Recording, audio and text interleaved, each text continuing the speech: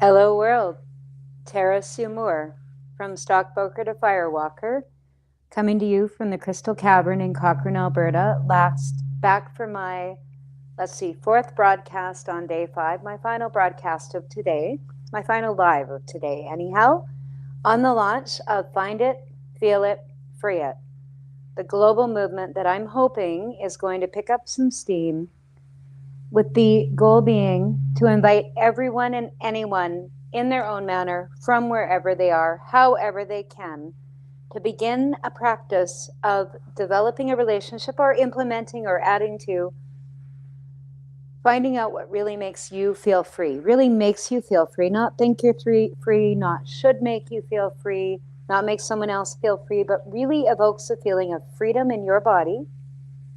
Feel your feeling of freedom throughout all your bodies, and then radiate that out to the world. And again, just to reiterate to everyone, sometimes these feelings of freedom come naturally. In fact, depending on where you are and involved with all of the different rallying and protesting and speaking up and movement, many of you may be hearing this and you are feeling freedom currently inside you. All you have to do is radiate it on your heart.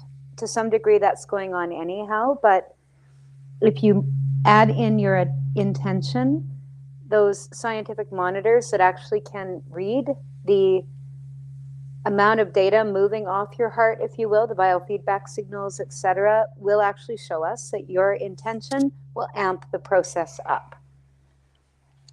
So I've actually spent the last couple hours since I last saw you visiting with some just really lovely new customers. It's really tough being in the last week or two, and I've had very few customers this month, but the ones that I have just been really exactly the people I'm here, the middle of the road, the ones who recognize that the rocks do hold energy and do interact with us, but there's some science involved too, and my people, the people that I am here to serve.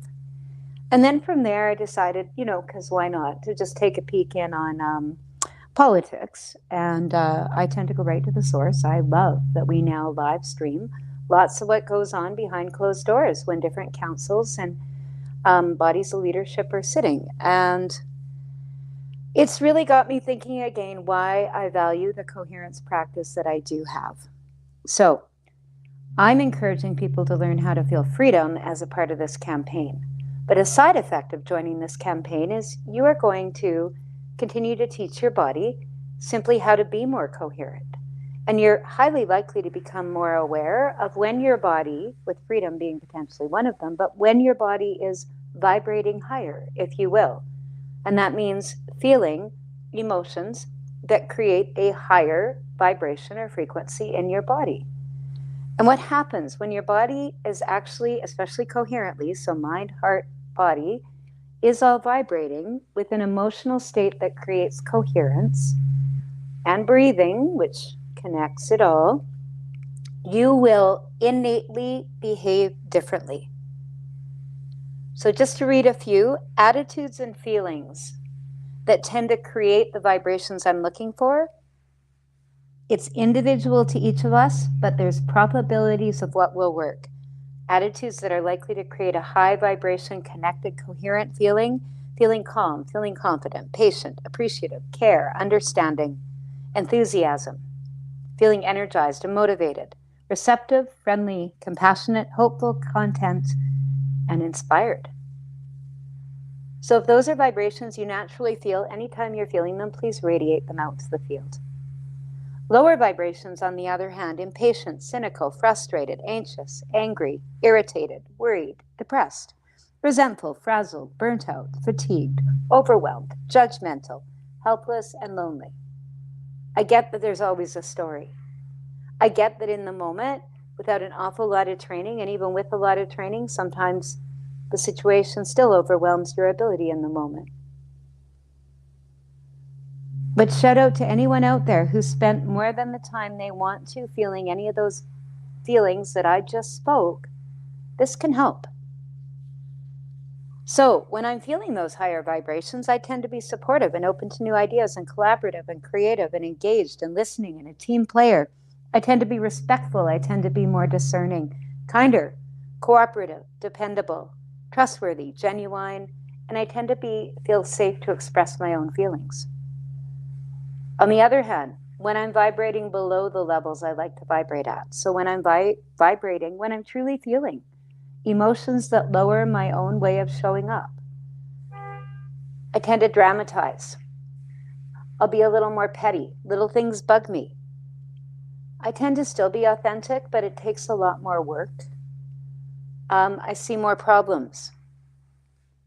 It's really easy to blame or judge or point fingers at others. Now, is anyone out there seeing anyone doing that right now? Just wondering. Tend to interrupt, tend to argue. Sometimes I say everything's okay when it's really not. It's very hard to care for self and others. And I tend to be more withdrawn and disconnected. So here's the third piece I haven't shared yet. What does that do in a team environment? And again, this came out of just listening to the leader of the nation and the new leader of the opposition, because they're in changeover, discussing back and forth the evoking of the state of emergency and who was contacted and who should be, etc. These are big, life-changing decisions. And it occurred to me that, boy, I would like to know that these are happening in an environment that supports working together. So what happens if you have a team, a coherent team that starts vibrating at a higher frequency? Well, what's the result of that going to be? It's going to save time and energy. It's going to enhance the team's access to creativity. It's going to mean your team makes fewer mistakes. You're going to just make better overall decisions. Your team will be more fully engaged. You'll get along better. You'll be more caring and supportive. The communication will be better, more complete. More people will more easily be on time to work in meetings, and goals and deadlines will be achieved with more ease. And what happens when you have a team that is vibrating in a lower, less coherent vibration? And again, I'm open to other people's observations. I'm just suggesting that I personally believe I am observing a lot of these around me, especially in the players, the key players that I'm seeing on the media a lot. So when you're in a lower vibration, you're more likely to drag the team down. You waste time and energy. The communication is poor and inconsistent. There's more mistakes. Meetings take longer and don't end with anything actually happening. There's more discord. There's a lack of enjoyment. Very few people feel heard. Far more unmet goals and deadlines, and no one even knows who's responsible for meeting them. And people just tend to be late for work or even miss the meetings. So this works in offices. This works in homes. Okay, that's my 8 minutes. I'm going to sign off again with inviting people. Let's do a freedom coherence meditation. So again, for this one, I'm going to ask you all to take a moment to see, sense, feel, or remember what you are going to use to evoke your feeling of freedom. So again, if a memory is going to be supportive and evoke freedom, use it. If anticipation of something you're going to do soon is going to evoke a feeling of freedom, use that. If something that's happened today will evoke a feeling of freedom, use that.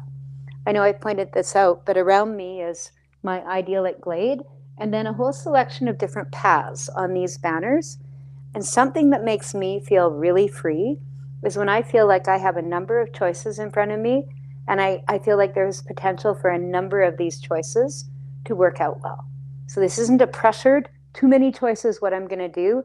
This is just an excitement of a free opening to step into something new. That makes me feel free.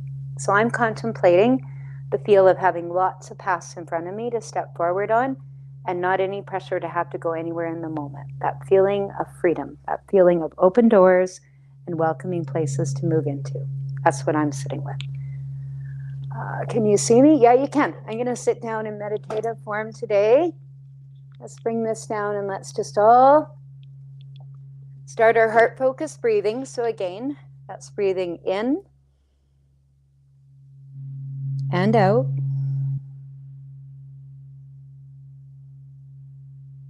And in and out.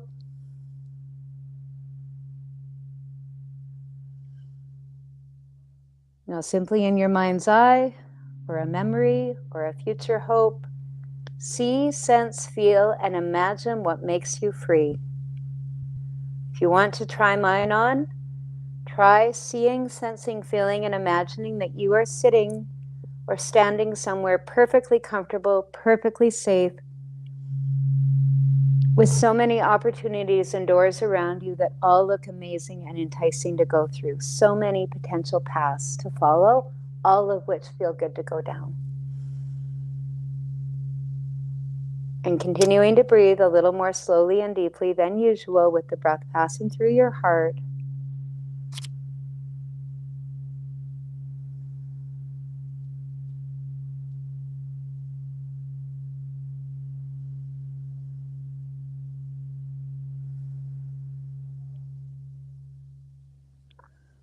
Again, I block my energy up in here, and I have learned that often a little wiggling and a little repositioning of my jaw and my neck will move it.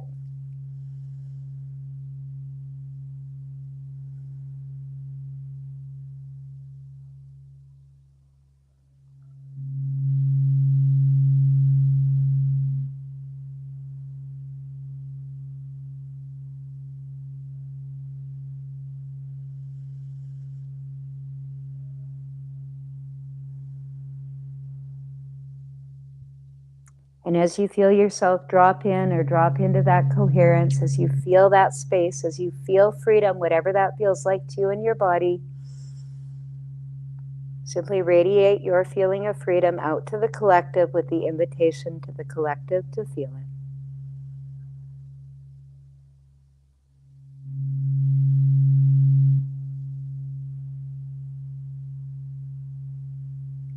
For those of you who have been joining me, if you have actually done this 4 times a day, 5 days in a row, for about 5 minutes, this amount of breathing, so that's 20 minutes a day, 5 days in a row,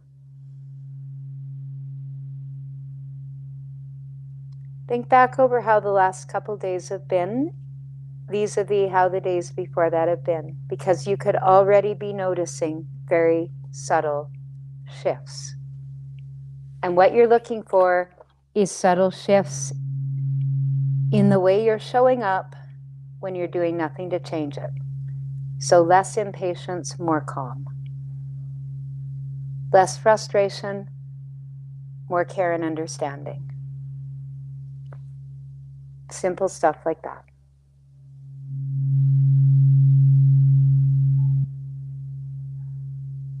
Okay.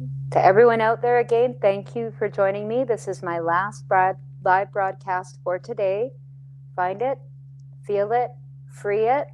Global movement with the intention of creating literally a universal freedom grid, a collective freedom grid, a Petri dish containing a harmonious mixture of what freedom feels like to every life body on the planet interested in participating in, especially focusing on all 8 billion or so humans. A Petri dish, an environment, and energetic support from which what freedom's going to look like going forward on this planet is going to grow out of.